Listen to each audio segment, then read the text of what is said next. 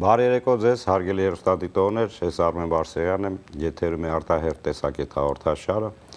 եւ այսօր հարցազրույց քննարկում կունենանք Հայաստանից բոլորից ճանաչված եւ հարգված Modus Vivendi տնօրենը լիազոր դեսպան, արտակարգ լիազոր դեսպան Արա Պապյանի հետ, որը դրա հետ մեկտեղ ազգային ժողովի բևեռի ներկայացուցիչներից մեկն է։ Եվ ինչպես ես անցած անգամ հայտարարեցի, ես հայտ եմ ներկայացրել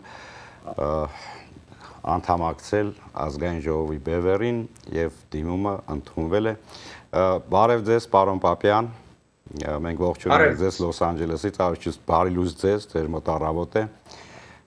Եվ այսօր կզրուցենք այն իրադարձությունների մասին, որոնք ծավալվում են Հայաստանում եւ ինչքան տեսնում ենք շատ ավելի թեժ, այսպես ասենք, իրադարձություններ են կատարվում։ Պարոն Պապյան, որպես մուտքի խոսքը ձեզ տամ, ինչ է կատարվում այս պահին Հայաստանում, ինչ իրավիճակ է։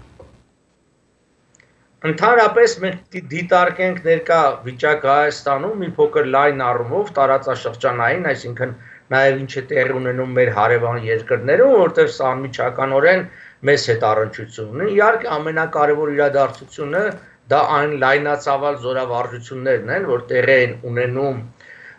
մեր հարևան եւ թշնամի Ադրբեջանում 4 ուղղություններով, այդ թվում նաև Նախիջևանի ուղղությամբ, Թուրքիայի զորամասերի ներգրավմամբ եւ մասնակցությամբ։ Իհարկե սա առաջից նման զորավարժությունը չի, բայց առաջինն է այս ծավալով եւ հատկապես Նախիջևանի առումով։ Թուրք-ադրբեջանական մյուս զորավարժությունները, այսպես ասած, Ադրբեջանի մյուս հատվածներում են տեղի ունենում։ Սրան ի պատասխան Ռուսաստանն է սկսել իր զորավարժությունները Հյուսիսային Կովկասում եւ նախատեսվում է զորավարժություններ սեպտեմբերի սկզբին Կովկաս 2020 զորավարժությունը Հյուսիսային եւ Հարավային Կովկասում, ներառյալ նաեւ Հայաստանի տարածքը։ Իրանը ինքը նաև արձագանքել այս հարցին հրթիռներ փորձարկելով, այսինքն ցուցադրական գործողություններ անելով։ Այնպես տեսնում ենք, որ իսկապես ուժի ցուցադրություն է գնում տարածաշրջանում, Հայաստանում այդ առումով ավելի սպասողական մի տեսակ վիճակ է, բայց բավականին լարված նաև ներքաղաքական առումով մենք տեսնում ենք, որ եւ Հայաստանում նախկինները բավականին ակտիվացել են, հռետորաբանությունը փոխվել է, եթե նախկինում ինչ որ արդարանալու քայլեր էին արվում կամ հայտարարություններ, հիմա լրիվ հակահարձակման են անցել, ավելի շատ մեղադրողի եւ պատժողի, այսինքն նման դիրքերից են սկսել խոսել իրենք։ Բացի այդ, ավելի բացահայտ խոսացողներ կան սեպտեմբեր ամսին Հայաստանում մեծ փոփոխությունների վերաբերյալ, մեծ փոփոխությունները ճակերտների մեջ դա իրենց խոսն է, տեսնենք ինչ նկատի ունեն։ Հենց այդ առումով, պարոն Պապյան, որ ասում ենք մեծ փոփոխություններ են սպասվում, դա մենք կարող ենք կապել այն ուժերի հետ, որոնք կոչվում են նոր կուսակցություններ, Վանեցյանի, Արտուր Վանեցյանի գլխավորությամբ, ռոբասերժական, որոնք ամեն դեպքում ես կարծում եմ համագործակցում են Ռուսաստանի հետ եւ Ռուսաստանն էլ համագործակցում է իրենց հետ, այդ կապերը ինձ թվում է դեռ պահպանվում են եւ այդ առումով եք դուք նշում, որ փոփոխություն են սպասվում։ Հաշվի առնելով Ռուսաստանից եկող տարբեր ազդանշանները, քարոզչական տոնի փոփոխությունը, որը քննադատությունից փոխվել է, ես կասեի, մեղադրական եւ ծաղրական տոնի Նիկոլ Փաշինյանի նկատմամբ եւ Հայաստանի ներկայ իշխանությունների նկատմամբ, ես կարծում եմ դա պատահական չի, ճիշտ է, այդ խոսացողները պետական պաշտոնյաներ չեն, ինչպես հաճախ ասում են, բայց պետականամերձ մարդիկ են եւ նման ոճը պատահական ընդհանրապես չի լինում։ Իսկ հայաստանյան շատ կուսակցություններ ոչ միայն նորեր, այսքան հայրենիք կուսակցությունը,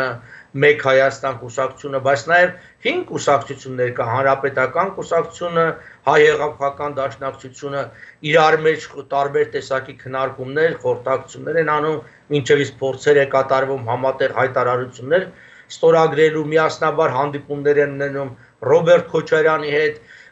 վերջի շրջանում բառացիորեն 2 օր առաջ ակտիվացավ Սերժ Սարգսյանը իր առաջին, այսպես ասած, ելույթ դիմումը ունեցավ ժողովրդին եւ հենց նշեց, որ ինքը դա բարբերաբար է ունենալու։ Կարծում եմ մենք հիմա չենք ասել իհարկե լարվածության գագաթնակետին, դա լինելու է կարծում եմ սեպտեմբերի առաջի կեսին, բայց այդ դրա ճանապարհին մենենք եւ դա նկատել է, ուղղակի զգում ենք տարբեր մի շարք դրսևորումներով։ Կարծում եմ բավականին նաև տնտեսական խնդիրներ են հատուկ ստեղծվելու, որպեսզի դժգոհություն առաջանա, օրինակ 16 օրով փակվելու է Վրաստանի երկաթուղին, ճիշտ Վրաստանով անցնող դեպի Հայաստան երկաթուղին եւ ոչ մի ապրանք ներս չի մտնելու, սա էլ աննախադեպ է, որտեղ առաջել են եղել նորոգումներ, բայց ոչ, այսինքն նման երկարատև, բայց սա էլ հենց համընկնում այդ զորավարժությունների հետ, համընկնում է նաև մի շարք այլ միջոցառումների հետ, կամ խստացեմ մասնավորապես մենք արդեն ակնկալում ենք, որ հաջորդ չորեքշաբթի օրը դատարանը արդեն մեղադրական վճիռ կկարդա Սասնա Ծռերի նկատմամբ, գիտեք նոր հալածանքներ են սկսել եւ ըստ էության մեղադրանք Ժիրայր Սեֆիլյանի նկատմամբ, այսինքն զուգահեռաբար նաեւ գնում է չեզոքացումն ու վարկաբեկումը այն ուժերին, որոնք կարող են ոչ ցանկալի զարգացումներին ինչ-ինչ ձևերով խոչընդոտել։ Վերլուծենք այս իրավիճակը, որ մի կողմից Նիկոլ Փաշինյանի գործողությունները, ինչպես շեշտեցիք, շատ հիշեցնում են հենց այն նույն գործողությունները, ինչ որ Սերժիկ Սարգսյանի ժամանակ էր, այդ բռնությունները, ոստիկանության սանձարձակությունը, ամենաթողությունը, ոնց որ թե դա սկսվել է։ Մյուս կողմից, ինչպես նշեցիք, ռևանշիստներն են համախմբում եւ իրենց աջակցում է Ռուսաստանը, այս իրավիճակում ինչ կարող է ակնկալել մեր հանրությունը եւ իհարկե պետք է հանրությանը հասցնենք, թե որ տարբերակն է ձեռնտու մեր հայրենիքին, այսինքն ազգային շահերից ելնելով։ Մի կողմից եթե թույլ տանք, որ այդ ռևանշիստները տապալեն Նիկոլի, այսպես ասենք, իշխանությունը, դա իհարկե ժողովրդին ձեռ չի տալիս, այստեղ տապալվում է հեղափոխությունը։ Մյուս կողմից եթե աջակցում ենք Նիկոլին, չենք թողում այս ռևանշիստները գան, այսինքն չենք թողում ասելով ժողովուրդը չի թողում ռևանշիստները գան, աջակցում են Նիկոլին եւ Նիկոլը շարունակում է այն քաղաքականությունը, որը տանում է, որը այսօր մենք պարտավոր ենք վերլուծել, թե ինչ քաղաքականություն է, իսպար ոչ քաղաքական, ոչ ազգային քաղաքականություն է, սկսված ԿԳՍՄ նախարարի այդ որոշումներից ուսման վերաբերյալ եկեղեցու հանդեպ վերաբերմունքը, ամուսարի վերաբերմունքը եւ այլ ասենք ձախողումներ եւ այս իրավիճակում հանրությունը ինչպես պետք է կողմնորոշվի եւ ինչ վարքագիծ պետք է վերցնի։ Պիտի ասեմ բավականին խրթին իրավիճակ է կողմնորոշվելի առումով, նույնը մենք որպես ասենք համախումբ, որպես ազգային ժողովրդավարական բևեռ կամ անհատներս այդ նույն խնդիրների առջև ենք։ Դուք միանգամայն ճիշտ եք, տեսեք, մի կողմից ռևանշիստները ձգտում են վերականգնելու իրենց իշխանությունը, որի դեմ մենք կտրուկ ենք, դեմ ենք եւ ամեն ինչ արել ենք ու անելու ենք, որ նման բան տեղի չունենա, բայց մյուս կողմից պարբերաբար մեր այն ձգտումները մեկնաձեռքը Նիկոլ Փաշինյանին, որ նախապես նշելով, որ որևէ ակնկալիք չունենք սրա դիմաց, եկեք նստենք հարցեր կա քննարկենք, իսկ ասեմ ձեզ միայն անցած 1 ամսվա ընթացքում, 1.5 ամսվա ընթացքում մենք գրավոր եւ բանավոր դիմումներ ենք հղել եւ Արարատ Միրզոյանին եւ Նիկոլ Փաշինյանին հստակ ծրագրերով, որի շուրջ հասարակական լսումների խնդիր ենք դրել, եկեք տնենք, քննարկենք, ավելի ներառական լինի այս ամբողջը, փորձենք համախմբել են բոլոր ուժերին, որոնք շահագրգռված են, որ ռևանշը տեղի չունենա, եւ դրա ի պատասխան մենք հակառակն ենք ստանում, այսինքն դրա ի պատասխան կոնկրետ մեր ուժը ստանում է նոր հարվածներ, օրինակ ինձ նշած, ասենք Սասնա Ծռերի դատավարությունը սովորական ընթանում էր եւ այնտեղ դեռ երկար կընթանար, որտեղ փորձաքննություններ, բաներ կային, ոչ թե նախատեսված, այլ դատապաշտպանների կողմից հայտեր կար ներկայացված եւ դրա բավարարելու դեպքում դա դեռ պիտի շարունակվեր։ Այնինչ մենք նկատում ենք, որ կտրուկ ամբողջը մերժվեց եւ խնդիրա դրված շատ արագ այդ բոլոր հարցերը փակել, միգուցե փակել նաև այդ մարդկանց։ Դրա համար ես իսկապես մենք ինքներս բան վիճակի մեջ ենք տարօրինակ մեզ հաճախ մեղադրում են այն հարցում ասում են դե լավ դուք այդ ինչ ընդդիմություն եք որ Նիկոլի հրաժարականը չեք պահանջում հիմա մենք ասում ենք լսեք մեր խնդիրը անձիկ չեն մենք պահանջում ենք եւ այդ մեր հռչակագրի մեջ է գրած որ պետքա 12 ամսվա ընթացքում կատարվեն փոփոխություններ սահմանադրության ընտրական օրենսգրքի կուսակցությունների մասին օրենքներ այսինքն արդար հենք եւ հիմք պատրաստվի նոր գնանք արտահերթ ընտրությունների եթե հիմա պարզապես տեղի ունենա մի անձի փոփոխություն շատ հնարավոր է նախ հաջորդ անձինք լինեն ավելի վատը մյուս կողմից խնդիրն այն է որ Նիկոլ Փաշինյանը իր վարկով տարօրինակ ձևով այն տպավորությունն է թողում որ ինքը ամեն ինչ անում է որ ինքը հայտնվի հնարավորինս մեկուսացման մեջ վանելով բոլոր տեսակի այն ուժերը որոնք ասենք նախկին իշխանության մաս չեն կազմել ներկա իշխանության էլ մաս չեն բայց որոշակի հարցերի շուրջ կարող են համատեղ ինչ որ բաներ անել հատկապես ազգային եւ հատկապես ժողովրդավարացման ուղղությամբ հենց շեշտում ենք ազգային նպատակներ, գաղափարներ, ծրագրեր, այստեղ է երևի բախումը գալիս Նիկոլի ծրագրերի հետ չեմ ուզում օդի մեջ ասենք լևոնական ծրագրերը իրագործում եւ այլն, բայց այն ինչ որ իրագործվում է սկսած ինչպես ես սկզբում նշեցի կրթության ոլորտում, գիտության ոլորտում այդ շեղումները հայոց պատմության դեմ, հայոց լեզվի դեմ ոտնձգությունները, լեգետեպեի աշխուժացումը, այսպես ասած անտեսումը ազգային շահերի եւ դեռ 2 տարի առաջ ենք մենք խոսում Ամուլսարի մասին, բոլորը զգուշացնում էին, որ Ամուլսարը դա անկյունային քարն է լինելու Նիկոլի այսօրվա իշխանությունների եւ զգուշացնում են եւ ինքն էլ այն ժամանակ հայտարարում էր որ Ամուլսարը չի բացվելու բայց այսօր ինչպես Սասնա ծռերի հարցում նա կտրուկ գնաց այդ պահնորդների այսպես ասած սադրանքը սատարելուն որովհետեւ ուրիշ ձև ես չեմ կարող կոչել այդ զինվորական մեծաքանակ ուժերը որոնք գտնվում են այնտեղ եւ ավելի շատ սատարում են Լիդիանի գործողությունները քան ստե պահապանների դա բացահայտ նշանակում է որ նա պատրաստ է եւ ձգտում է եւ աջակցում է որ Լիդիանը աշխատի այսինքն բոլոր գործողությունները թե գիտության ոլորտում թե ուսման ոլորտում մասնագետներ այսօր ուղղակի աղաղակում են որ կատարվում է ազգակործան ինչ որ ծրագրեր եւ երևի նորից եմ կրկնում երևի այստեղ է շահերի բախումը որ ազգային ժողովրդական բևեռը հենց կանգնած է ազգային շահերը պաշտպանելուն այն ինչ որ Նիկոլ Փաշինյանը չարեց հեղափոխությունից անմիջապես հետո այն ինչ որ դուք հիմա նորից առաջարկում եք դա նույն բանը Նիկոլն էր խոստանում հեղափոխությունից առաջ ինչի հիման վրա նա եկավ իշխանության բայց ոչ մեկը չկատարվեց մինչև այսօր նույն Սերժիկի օրենքով դատվում են Սասնա ծռերը նույն Սերժիկի օրենքով ոստիկանները ամեն պատե կամ անպատե առիթով գոռում են օրենքի տառին համաձայն օրենքի բայց այդ օրենքը մնաց Սերժիկի օրենքը որին փնովում էր Նիկոլ այսինքն Սերժին մերժելով ասելով բայց Սերժին չմերժեցինք նա մնաց եւ այսօր անցած հաղորդաշարում էլ ասացի որ նա իրական վտանգ է ներկայանում այսօրվա քաղաքական դաշտին Հայաստանում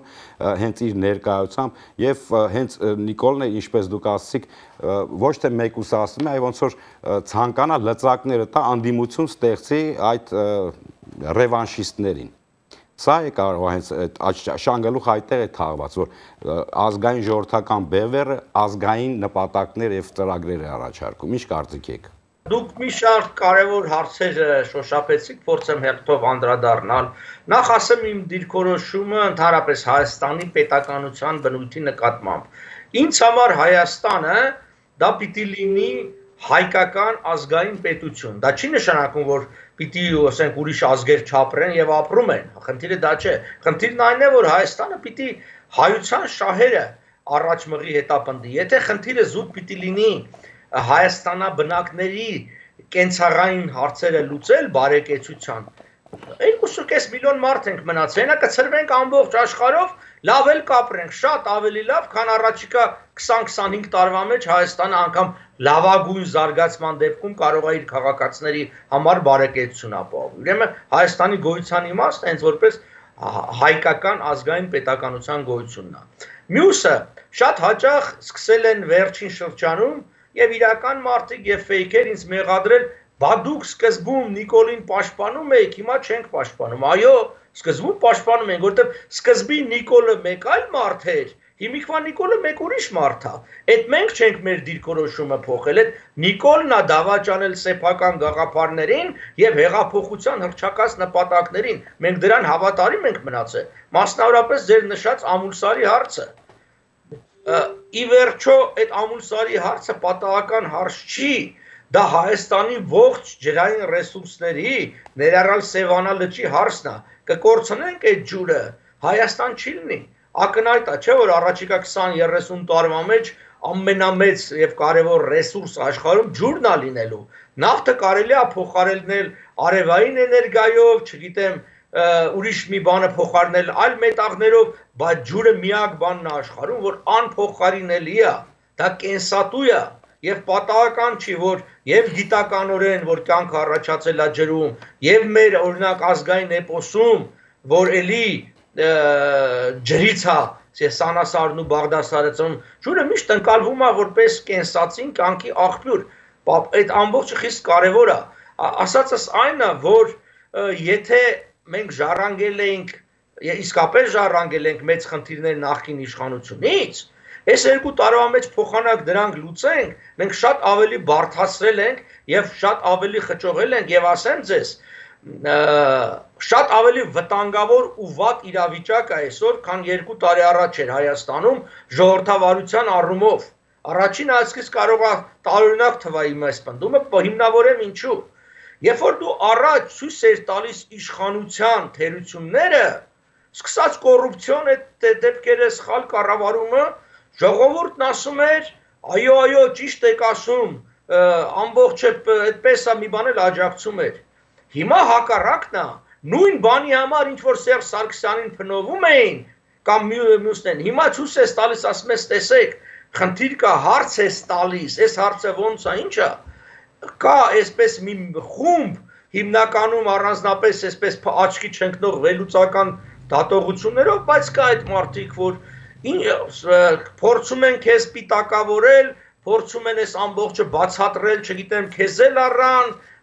պիցա սկսեցիր ուտել, չգիտեմ ինչ բաներ, փոխանակ շնորհակալ լինեն, որ դու իրենց այդ կյանքին վերաբերող հարցերը մեջտեղ ես բերում։ Ի վերջո այդ Ամուլսարի խնդիրը շատ ավելի պակաս իմ եւ իմ ընտանիքին խոցող հարց է, քան շատերին, ովքեր այսօր պաշտպանում են։ Եվ մի բան էլ ասեմ, որևէ տնտեսական օգուտ իհարկե չի կարող այդ բնապահպանական աղետին հակակշռել, բայց ախր այս Ամուլսարի մեջ տնտեսական շահել չկա կարգին։ Ընդամենը 50 միլիոն դոլար տարեկան են էլ 10 տարվա ընթացքում յուրաքանչյուր, 500 միլիոն 10 տարվա։ Դա չնչին գումար է, որովհետև բնապահպանական վնասները մի քանի տասնյակ անգամ, կրկնում եմ, մի քանի տասնյակ անգամ, այսինքն մի քանի հազար տոկոս ավել են լինելու, քան այն օգուտը, որը պետությունը ստանալու է, որտեղ բուն օգուտը ստանալու են ինչպես մյուս հանքերի պարագային, այդ հանքերի հայտնի եւ անհայտ սեփականատերը իր ժողովրդին մնալու է բավականին տանջալից աշխատանք, ցածր աշխատավարձ եւ բնապահպանական աղետ։ Մեր մտավորականներից մեկը հայաստանյան Տիկին Ստամբոլցյանը այսպիսի արտահայտություն արեց այդ առումով, ասելով, որ այո, այն ինչ որ կատարվում է գիտության բնակավարում, ուսման բնակավարում, դա կարելի է շտկել հետագայում, բայց այն ինչ որ կկատարվի Ամուլսարի հետ, դա շտկվողը չի, այսինքն դա 100-ամյակներ կտևի կամ 1000-ամյակներ եւ երևի անդառնալի լինի, այսպիսի համեմատություն բերեց, այսինքն այն ինչ որ շեղումներ ա լինում, ասենք եկեղեցու հանդեպ ԿԳՍՄ այդ բոլոր բաները հնարավոր է շտկել, որովհետեւ դրանք մատերիալական ձև չեն, բայց բայց այն ինչ որ ամուսարի հետ կատարվի Աստված մի արածը, դա ուղղակի անուղելի աղետ կլինի։ Սա իրական իրավիճակն է։ Ես ուղղակի կուզենայի լրացնել, որ երբ որ համեմատում ենք, այո, ասում ենք Սերժի ժամանակ եւ հիմա, այո, այդ ֆեյքերի կոմբինատը կար, միջև հիմա աշխատում է։ Ես շատ կուզենայի այդ ֆեյքերը այսօր ուշադրություն դարձնեն, որ անգամ Սերժի ժամանակ իրավապաշտպաններ չէին ձերբակալվում կամ փաստաբաններ։ Այսօր Նիկոլի օրոք, որը հայտարարում է ժողովրդավարական շարժում, չգիտեմ, կառավարություն եւ այլն, ձերբակալվում են Նինա Կարապետյանցը եւ փաստաբան իր հետ միասին եւ նույն բռնություններն են կիրառվում տարբեր, այսպես ասենք, ցուցարարների դեմ։ Եվ այստեղ համեմատել ինչ-որ մի բանի հետ ես կարծում եմ արդեն ավելնորդ է։ Ավելին ասեմ ձեզ, մենք ծիծաղում էինք Լուկաշենկոյի վրա, գիտեք, Բելարուսի հայտնի բռնակալ առաջնորդը, որ ինքը Facebook-յան գրառումների համար մարդկանց է հետապնդում, մենք նույնը ստացանք Հայաստանում, մի բան, որ երբևէ նախկինների օրոք տեղի չի ունեցել, եւ անհատ օրինակ նույն անհատ ցուցարարին բերման ենթարկել չի եղել, մենք այսօր շատ հարցերում ունենք ավելի վատը, բայց ամենավատը գիտեք ինչն է, ես կրկնեմ նորից, որ ժողովրդի մեջ ստեղծվել է մի վիճակ, որ ժողովուրդը ես հասկանում եմ հոգեբանորեն, ժողովուրդը հավատացել է, ժողովուրդը ուզել է, ժողովուրդը պաշտպանել է, ինչպես մենք շատերս, եւ հիմա ժողովուրդը չի ուզում հիասթափվի, որտեղ սա հերթական հիասթափությունն ալնելու եւ ուժեղ կամք է պետք մարդուն, որպեսզի նա կարողանա նայի իրականության աչքերին։ Մարդիկ այսօր նախընտրում են քաղցր սուտը, քան դառը իրականությունը, բայց կա մի իրավիճակ, երբ որ դու իրականությունը ճիշտ չըմբռնես, չես կարող նաև այդ իրականության թերի կողմերը հաղթահարելու ճանապարհները գտնես։ Ասել, որ ընդամենը 2 տարի է անցել, ասել, որ բա ինչ եք ուզում, 30 տարի երկիրը քանդվել է եւ այլն, դե լավ հասկացանք, այդ ամբողջը եղել է, ոչ մենք առաջի երկիրն ենք, որ հեղափոխություն ենք ունեցել եւ որջին եւ ոչ էլ վերջինը, բայց մենք տեսել ենք ուրիշ տեղի արդյունքները եւ այստեղ ամենավատն է, որ լինելով իբր խորհրդարանական հանրապետություն այս նոր սահմանադրության, մենք տեսնում ենք, որ իշխանության այդ ճյուղը, հիմնական ճյուղը, որից ածանցվում է կառավարությունը,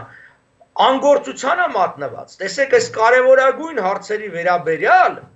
որևէ արձագանք չկա, այսինքն ինչպես նախկինում էին զբաղված մանր հարցերով, նույնն էլ հիմա են զբաղված, կարևորագույն հարցերի վերաբերյալ ոչ պատգամավորները անհատապես, ոչ էլ խմբակցությունները հանդես չեն գալիս։ Միակ պատգամավորը, որը տեսանք Ամուլսարի այդ ցույցերի ժամանակ, Արման Բաբաջանյանն էր, որը արժանի այդ ասենք գնահատականին, գոհակական գոհացուցիչ գնահատականին, որ նա միակն էր, որ գնաց ցուցարարների եւ ոստիկանների մեջտեղը կանգնեց, այո, ժողովուրդը բացականչում էր, վարկանքում էր Նիկոլ Ուրես, Նիկոլ արի, պատասխան տուր, բացվելու է, չի բացվելու եւ մինչեւ հիմա այո արդարացիորեն եք ասում, ոչ մի արձագանք չկա, ոնց որ ինքնահոսի է դրված,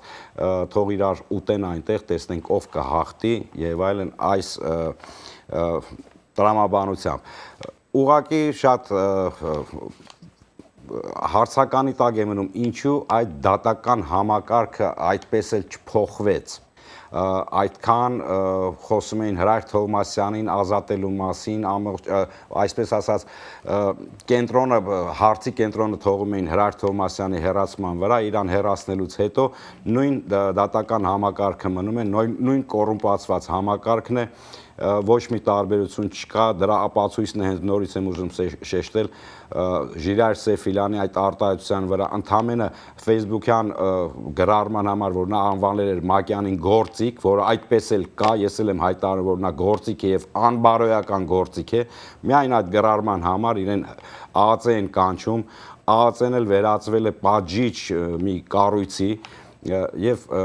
այսպես սա շարունակվում է բայց ուղղակի այս քննադատական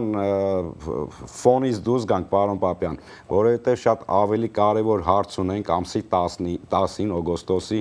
լրանում է 100-ամյակը Սևրի դաշնագրի։ Ես կուզեի դրա մասին մի քիչ խոսենք, որովհետև կրկին իշխանությունների մոտ ոչ մի միտում չկա դրան անդրադառնալու եւ հասկանում են, քանի որ նրանք ղեկավարվում են Կրեմլի կողմից եւ Կրեմլը թույլ չի տալիս այդ հարցը արծայծել, ուստի մենք գոնե ժողովրդին լուսաբանենք այդ հարցում եւ չեմ կարծում, որ դեզանից որևէ մեկը ավելի լավ այդ հարցը կարող է ներկայացնել։ Ասեմ, որ հեղափոխություն իշխանափոխությունից անմիջապես հետո ես 2 անգամ գրավոր առաջարկ եմ ներկայացրել անվտանգության խորհրդին, նրա քարտուղար Արմեն Գրիգորյանին, որպեսզի ինքը ծանոթանա այդ համառոտ առաջարկներին եւ առաջարկել եմ նստենք ավելի մանրամասն քննարկենք եւ դա վերաբերել է Թուրքիայի հետ հարաբերություններին եւ Ադրբեջանի հետ հարաբերություններին բնականաբար Թուրքիայի հետ հարաբերությունների մասով զգալապես դա պայմանավորված էր այն ժամանակ արդեն առաջիկայում 2 տարի դեռ կար իսկ հիմա արդեն 2 օր մնացած Սևրի պայմանագրի 100-ամյակին։ Սա կարևորագույն իրադարձություն է մեզ համար։ Ես կարծում եմ մի որևէ այլ երկիր ունենալով նման հնարավորություն առնվազն մի կես տարի առաջ արդեն համաշխարհային մամուլը հեղեղած կլներ հսկայական նյութերով, հրատարակություններով եւ այլն։ Տեսեք, ցեղասպանության 100-ամյակը մենք ոգեկոչեցինք։ Վատ, լավ է ուրիշ հարց է, շեշտադրումները ճիշտ էր, թե սխալ, դա էլ ուրիշ հարց է, բայց ինչ որ գործընթաց էր եւ համաշխարհային գործընթաց էր։ Բայց ոչ պակաս կարևոր է, թերևս ավելի կարևոր է Սևրի պայմանագրի 100-ամյակը եւ Ուիլսոնի իրավարար վճռի 100-ամյակը։ Ինչու՞, որովհետեւ եթե ցեղասպանությունը դա մեր կորուստների արձանագրումն է, Սևերն ու Ուիլսոնի իրավարար վճիռը մեր ձեռքբերումների եւ մենք պետք է աշխարհին ցույց տանք, որ մենք ունենք իրավական հիմք, քաղաքական հիմք ստանալու հատուցումներ, այդ թվում տարածքային հատուցումներ, հենց թեկուզև այդ ցեղասպանության տարիների կորուստների ժամանակաշրջանին վերաբերող։ Դա չարեցինք։ Առ այսօր ընդամենը եղել է հանրապետության նախագահի մի հարցազրույց սիրիական թերթերից մեկին այս հարցին շոշափող չգիտեմ դեռ ինչեր կլինեն, բայց այսօրվա վիճակով չկա։ Մենք առաջարկով, գրավոր առաջարկով, ես եւ մի խումբ գիտնականներ դիմել էինք հանրապետության վարչապետին, որպեսզի ամսի 10-ին ազգային ժողովում լսումներ լինեն առաջի հատվածով, երկրորդ հատվածով լինի գիտաժողով, բացարձակ պատասխան չենք ստացել, 0 պատասխան։ Մենք նույնպիսի բանով դիմել էինք ղեկավարությանը, որ օգոստոսի 10-ին Հայաստանում պիտի թողարկվեր Սևրի պայմանագրի 100-ամյակին եւ Ուիլսոնի իրավարար վճռի 100-ամյակին նվիրված նամականիշի թողարկում, որպեսզի ղեկավարությունից գան մասնակցեն այդ թողարկման օրվանը, որ կոչվում է մարում, այդ երբ որ կնքում են նորից արձագանք չկա, 0 արձագանք եւ ես մի քանի օր առաջ մենք պայմանավորվեցինք հայփոստի հետ, որ այդ թողարկումը առայժմ հետաձգենք մինչեւ այս պանդեմիան կվերջանա եւ հնարավորություն կլինի մեկ անգամ եւս իշխանությունների հետ քննարկել այս հարցը, որտեղ կարեւորը ոչ միայն նամականիշի թողարկումն է, այլ նաեւ այդ թողարկման շուրջ եղած մեկնաբանությունները, թե ինչու է դա արվում եւ ուզում ենք, որ բարձր մակարդակով դա լինի։ Այսինքն մենք տեսնում ենք, որ իշխանությունների կողմից այնպիսի վերաբերմունք է, կարծեք թե ոչինչ էլ չկա։ Պարոն Պապյան, Ես ավելի շատ հիմա խոսեցի այս ներկա իրավիճակի մասին, որտեղ առիթներ ունեցել եմ խոսելու բուն պայմանագրի, եթե նպատակահարմար եք գտնում, ես խոսեմ նաև դրա մասին։ Հա, չեք կարծում մի առաջին հայացքից կարող է աննշան թվալ, բայց հենց այն տեղեկությունները, որ հայտնվեցին, հենց ԿԳՍՄ նախարարի, այսպես ասած, այդ ուսումնական ծրագրերի, ուսումնական դասագրքերի մեջ, որ այդ դասագրքերի կազմելուն այդ ծրագրերին մասնակցել է Թուրքիան, այսինքն շրջանառվում է Լիլիթ Մկրտչյանի անունը, որը թուրք մասնագետների հետ միասին իրենց վճարված գումարներով կազմել են այդ դասագրքերը եւ որտեղ մասնագետները նշում են, որ այնտեղից հանվում են այնպիսի հասկացողություններ, ինչպես Հայաստան բառն է շատ հաճախ հանվում, հայ բառը քիչ պետք է օգտագործվի, ավելի շատ խոսվի, չգիտեմ, քաղաքացի բառը պետք է օգտագործվի, այսինքն ինչ-որ գլոբալիստական, այսպես ասած, ծրագրեր են գնում եւ այստեղ միտումը երևում է, որ եթե այդպիսի ծրագրեր մտցվում է թուրքերի հետ միասին աշխատած մտցնում է դասագրքերի մեջ, ուրեմն հրահանգ ունեն, որ ընդհանրապես Սևրի դաշնագիրն էլ չբարձրացնեն, այդ հարցը չտոնեն, ուր մնաց Վիլսոնյան իրավարար վճռի մասին խոսան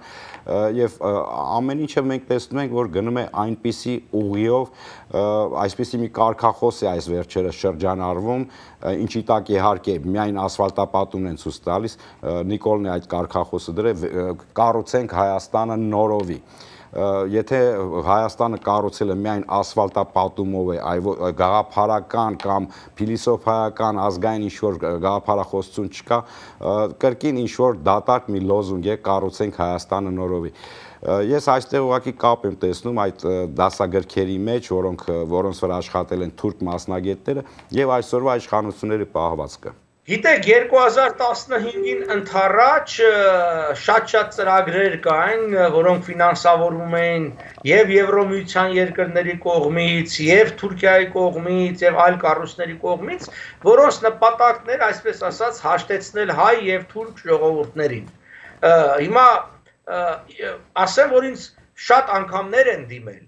շատ անգամներ են դիմել, անգամ հետս եկել հանդիպել են Թուրքիայի կարևորագույն գիտական ամսագրի ղեկավարներ եւ այլն, եւ շատ մեծ փողեր են խոստացել այդ ծրագրերին մասնակցելու համար։ Դա գաղտնիք չի։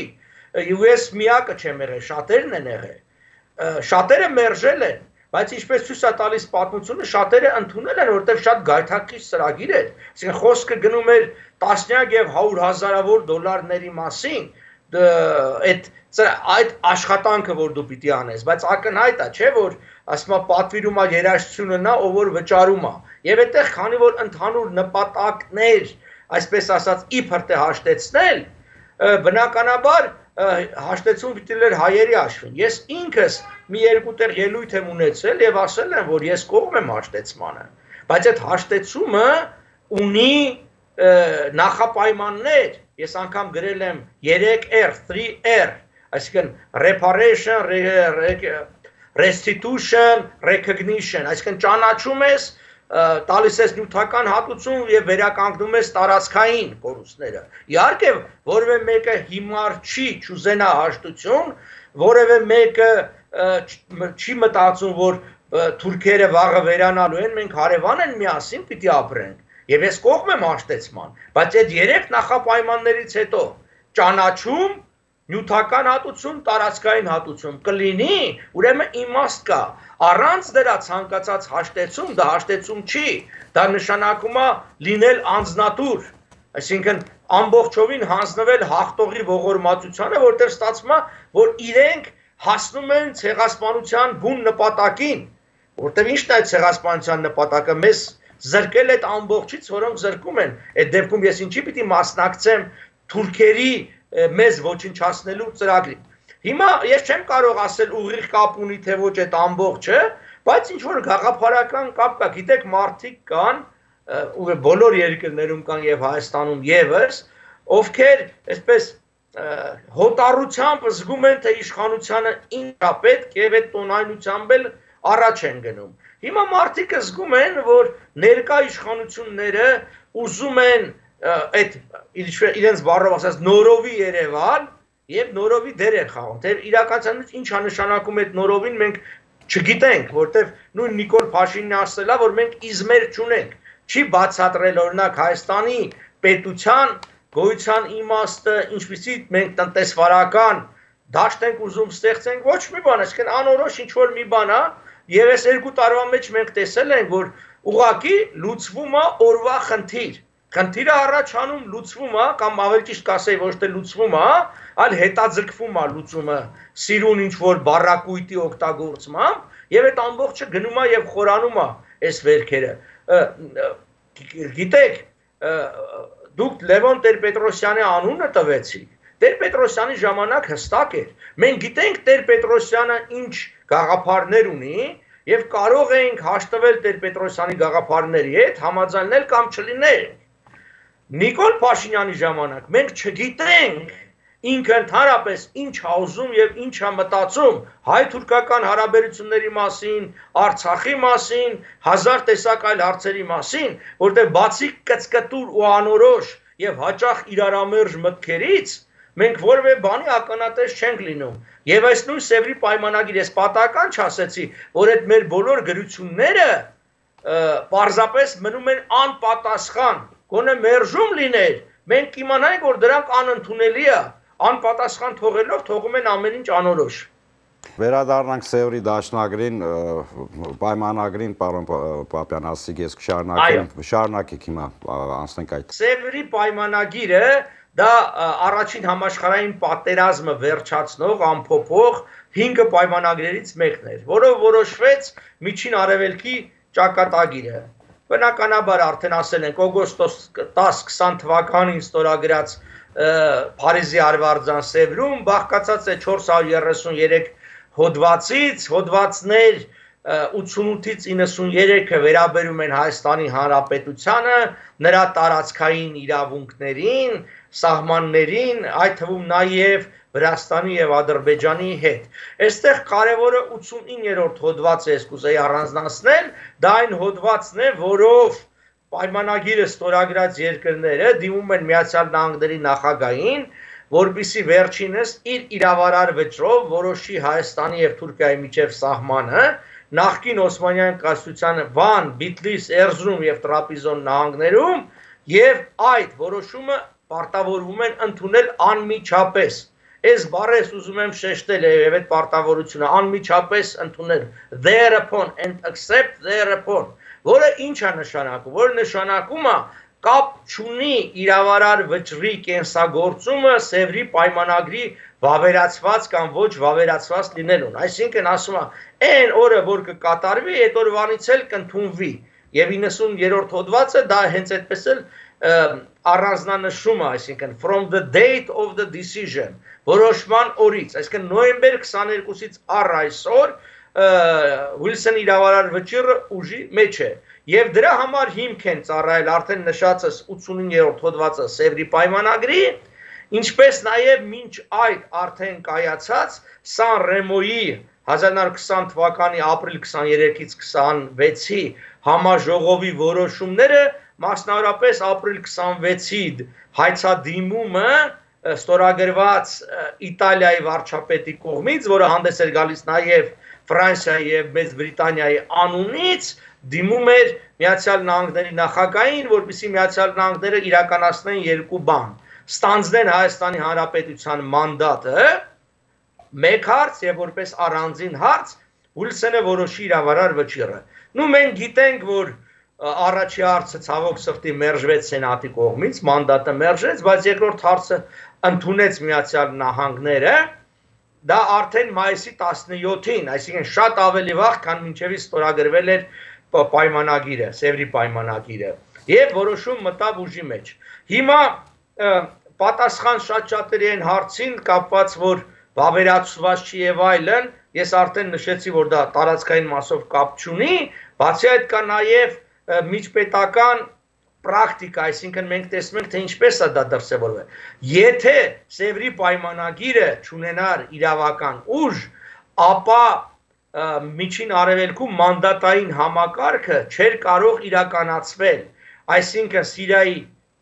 եւ ներկայիս Լիբանանի տարածքի նկատմամբ մենք գիտենք տրվել է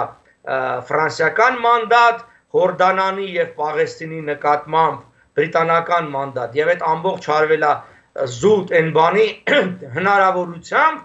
որ իրավաբանով Սևրի պայմանագրով Օսմանյան կայսրության տիտղոսը վերածվել է, իջիկա դարձել այդ տարածքների վրա։ Այսինքն ասածս հետևյալն է. եթե որևէ մեկը պնդում է, որ Սևրի պայմանագիրը իրավական չէ, ուրեմն ինքը պիտի հասկանա, որ միջին արևելյան պետությունների գոյությունը եւս ոչ իրավական են, որը անհեթեթություն է։ Ընդհակառակը նրանց գոյությունից է տալիս, որ Սևրի պայմանագիրը ունի իրավական ուժ, անկախ այն հանգամանքից այն վավերացված է, թե ոչ։ Այսքանը համառոտ պայմանագրի մասին։ Զուտ հիպոթետիկ, այսպես ասենք, իրավիճակից ելնելով պատկերացնենք այսօրվա իշխանությունները այդ հարցը կբարձրացնեն, Սևրի պայմանագիրը կնշեն, հետագայում էլ Վուդրո Վիլսոնի, այսպես ասենք, 100-ամյակը կնշեն եւ տողատակում այդ հարցը կբարձրացնեն, Լենին Քեմալ այդ պայմանագիրը չեղյալ համարելու եւ այլն։ Ինչ դիրք մենք կարող ենք ակնկալել Ռուսաստանից, որովհետեւ ամեն դեպքում դա շահկապված է Ռուսաստանի հետ։ Ուիլսոնին հիշատակեցիք, ես մի տեղեկություն եւս տամ, նաեւ մենք վարչապետ Նիկոլ Փաշինյանն ենք դիմել էլի մի խումբ մարդկանցով, բացի այն մեծ ստորագրահավաքը, որ արել էինք, որբիսի ի նշան երախտագիտության Վուդրո Վիլսոնին Երևանում արձան կանգնեցվի, որպես նրա մարդասիրական գործունեության գնահատական, որտեղ 132,000 որբա ամերիկան որբանոցներում մեծացել եւ իրավարար վճիռը։ Ցավոք սրտի այդ դիմումին եւս պատասխան չկա։ Էլի, այսինքն բացարձակ 0 վերաբերմունք, առհամարակ։ Հիմա Ռուսաստանի դիրքորոշմանը։ Ռուսաստանի դիրքորոշում իմ կարծիքով Հայաստանի նկատմամբ շատ հստակ է։ Նա պաշտպանելու է մշտապես Հայաստանը, որպեսզի Հայաստանը գոյություն ունենա։ Շեշտում եմ գոյություն ունենա, բայց գոյություն ունենա որպես թշվառ եւ փոքր, որպեսզի մշտապես ենթակա լինի թուրքական վտանգին, մշտապես կախված լինի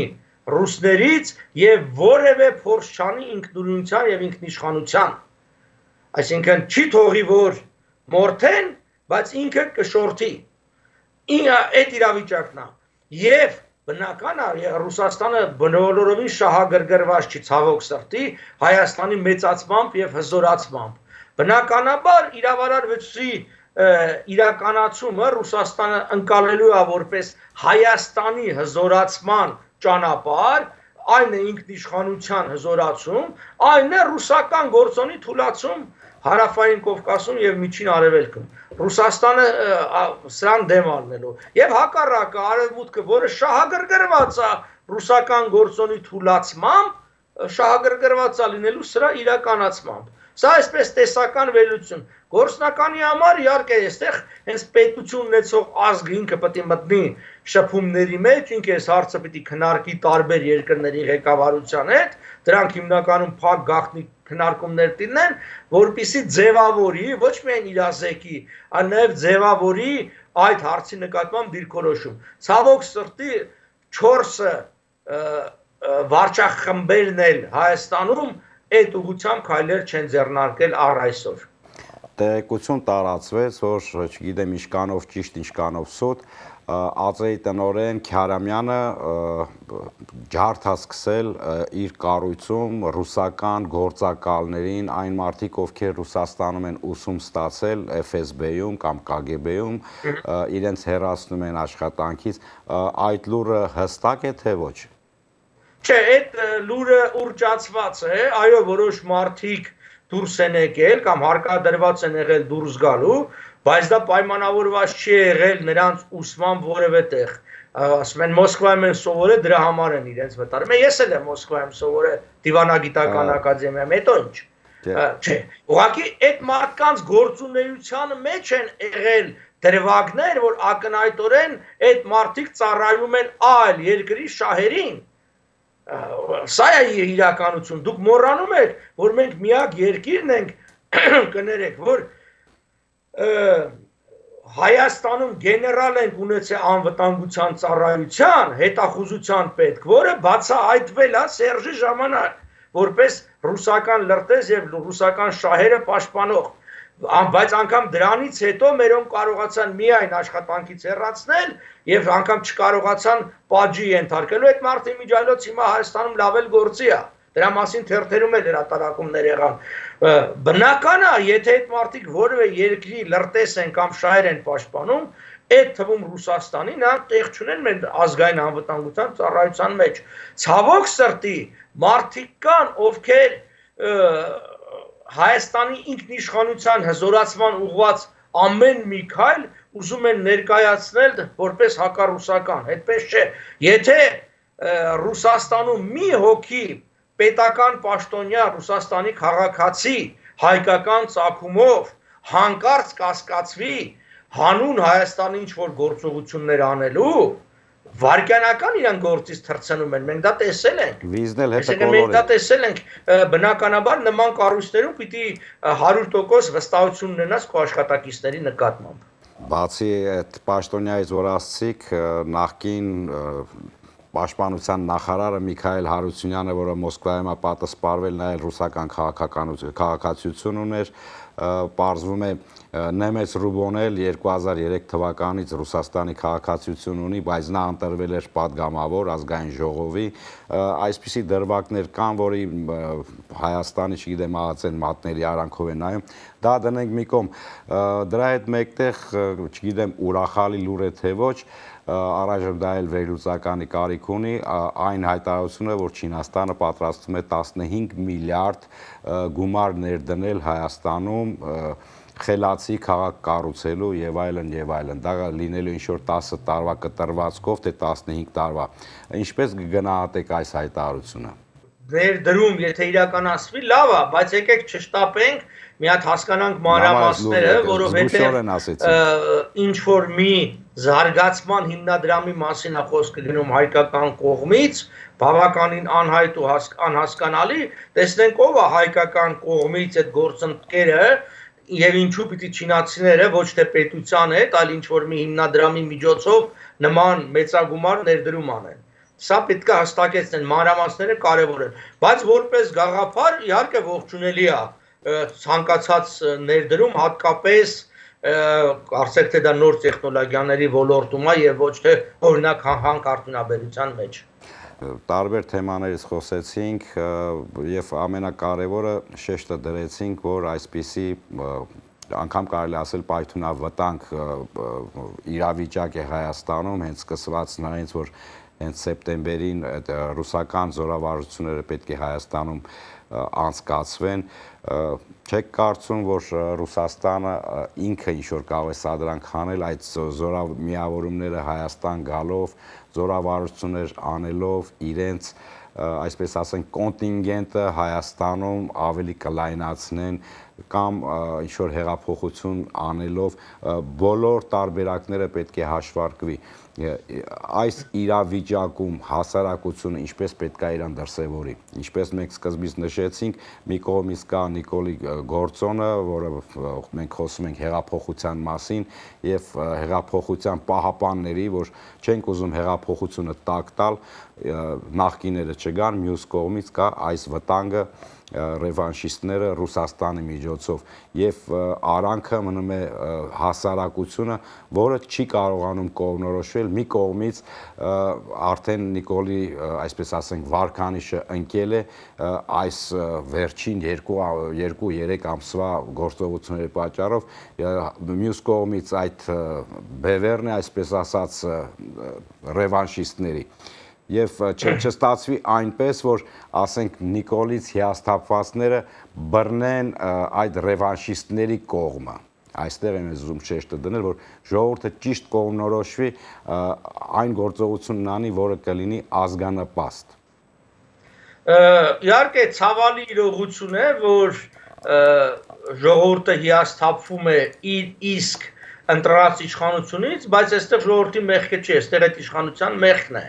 Մենք ամեն ինչ անում ենք, փորձում ենք ժողովրդին բացատրել, որ այդ հիասթափվածները ոչ թե համալրեն ռևանշիստների խումբը, այլ գան, այսինքն իսկապես նոր ուժերի ազգային, ժողովրդավարական, չգիտեմ, իմ կարծիքով առաջադիմական հայացքներ ունեցող մարդկանց եւ խմբավորումների շուրջը։ Ինչքանով կստացվում կամ կստացվի, դժվար է ասել, որովհետեւ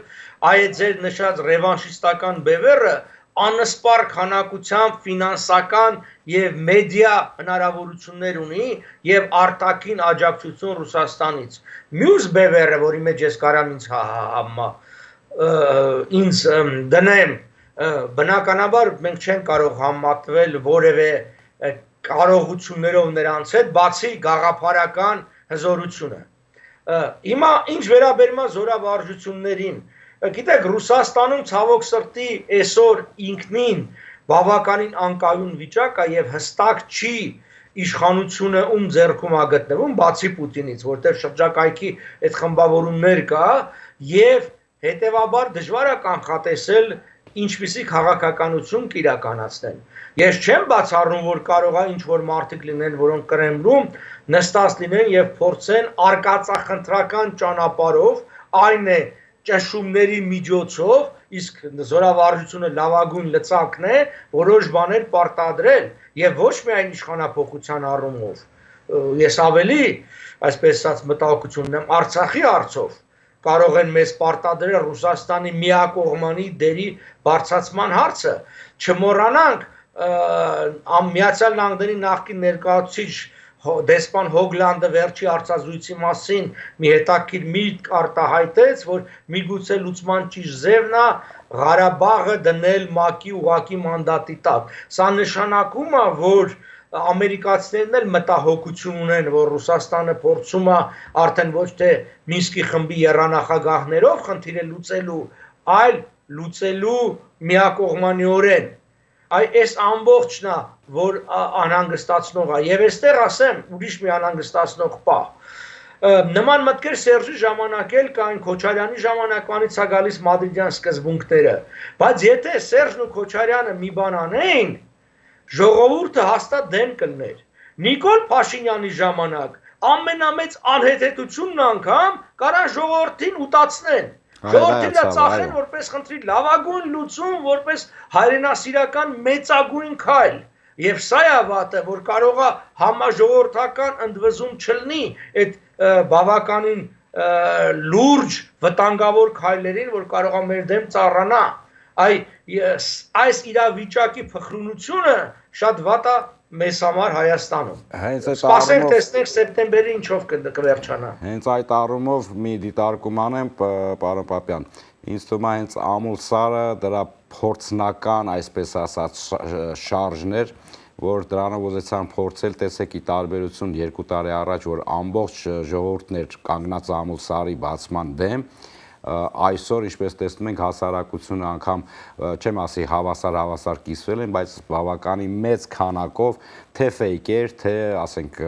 Նիկոլա Պաշտներ եւ այլն, այսօր կանգնել են այդ դիրքին, դե որ վարչապետն ասում է պետք է բացվի, ինքը մի բան գիտի, ուրեմն պետք է բացվի եւ մեծ դիմակայություն է գնում սոցցանցերում, անգամ ընդհուպ մինչեւ վերջի հայհոյանքներ Իհարկե դրան միացած են մարդիկ, որոնք չեն գիտակցում այդ վտանգի մասին, բայց հենց հարցը դրանում է, ինչպես նշեցիք, որ ժողովուրդը դա էլ կարող է ուտի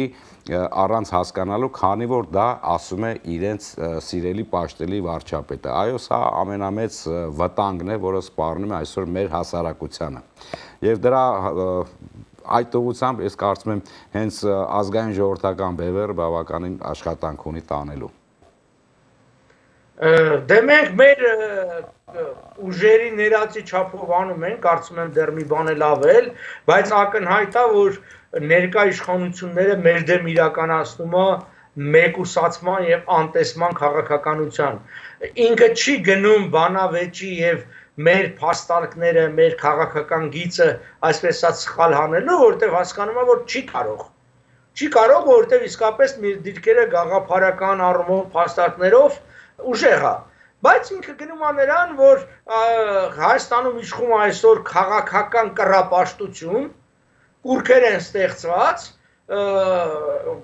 այն, որ մենք տեսնում ենք տարբեր ցեղախմբեր կային, որ կուրք էին դնում կողքը վազվզում ու երգում են, այդ մի մթնոլորտ է ստեղծված եւ այն մարդիկ, ովքեր որ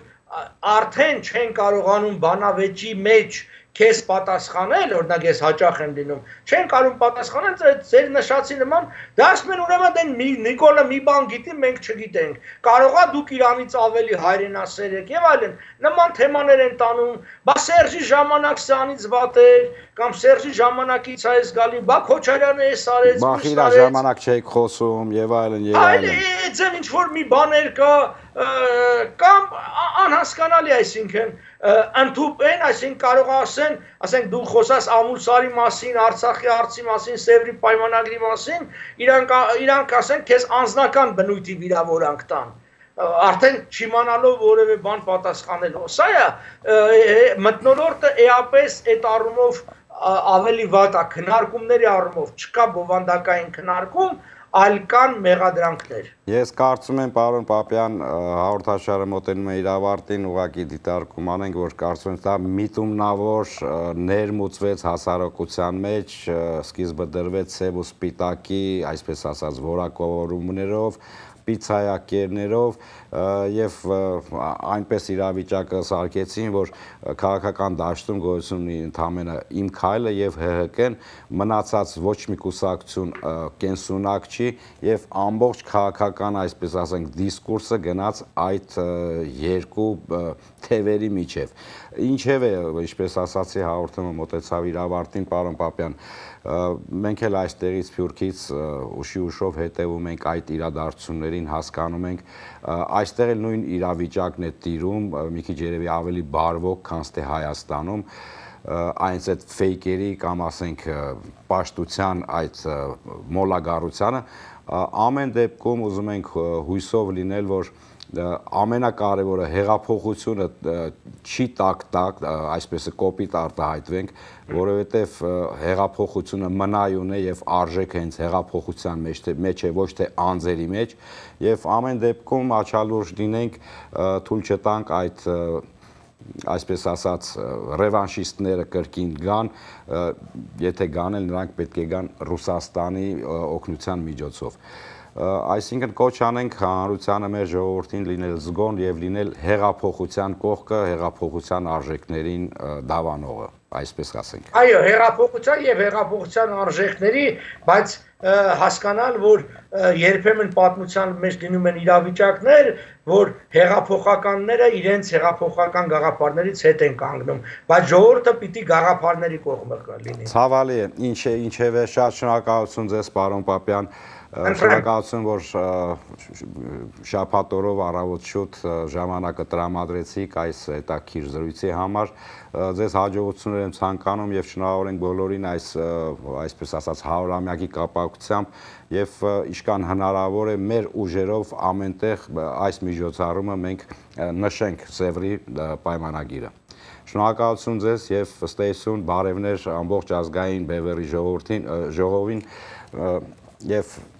կհանդիպենք հաջորդ հաղորդաշարերում։ Հաջողություն ձեզ։ Տեսություն ձեզ։ Շնորհակալություն ձեզ, հարգելի հեռուստադիտողներ, հաղորդաշարը մոտեցավ իր ավարտին։ Կարծում եմ վերլուծականը ինքներդ արդեն կդիտեք, ուրեմն շեշտեմ, որ կրկնողությունը կարող եք դիտել շաբաթ օրը երեկոյան, ինձ հիշեցրեցին դրա մասին, շատ-շատերը չգիտեին, ասին հայտարարեն, որ շաբաթ օրը կրկնողությունը կարող եք դիտել եւ ընդհանրապես սոցցանցերում էլ կլինի ձեր մեկնաբանությունները կամ հարցերը կարող եք այնտեղ տեղադրել եւ պատասխանը կստանաք։ Այսքանով ավարտում ենք, ցանկանում ենք ձեզ բարի գիշեր, մինչեւ հաջորդ հաղորդաշար։ Ստեսուն ձեզ։